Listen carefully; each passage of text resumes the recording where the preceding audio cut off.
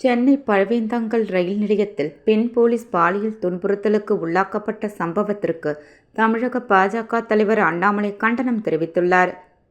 சென்னை பழவேந்தாங்கல் ரயில் நிலையத்தில் பெண் போலீஸ் பாலியல் துன்புறுத்தலுக்கு உள்ளாக்கப்பட்ட சம்பவம் பரபரப்பை ஏற்படுத்தி உள்ளது.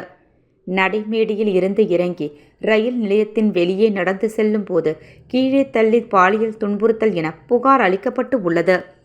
பெண்கள் வன்கொடுமை தடுப்பு சட்டத்தின் கீழ் வழக்கு பதிவு செய்து போலீசார் தீவிர விசாரணை நடத்தி வருகின்றனர்.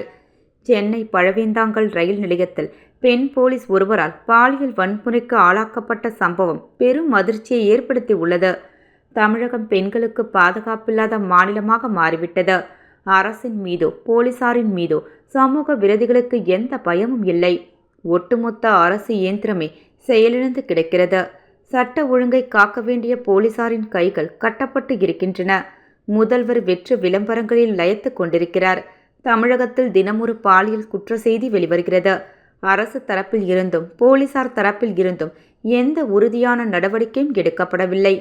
எந்த பகுதியிலேயே பெண்களுக்கு பாதுகாப்பு இல்லை என்பது ஒவ்வொரு குடும்பத்தையும் கடும் அச்சத்தில் ஆழ்த்தியுள்ளது. திமுக அரசும் போலீசாரும் செயல்படாமல் இருப்பதை தொடர்ந்தால் பொதுமக்களே தங்கள் பாதுகாப்பை உறுதி செய்ய வேண்டிய நிலை ஏற்படும். இது சமூகத்தை எங்கு கொண்டு செல்லும் என்பதை உணர்ந்திருக்கிறாரா என முதல்வர் ஸ்டாலின் இவ்வாறு அண்ணாமலை கூறியுள்ளார்.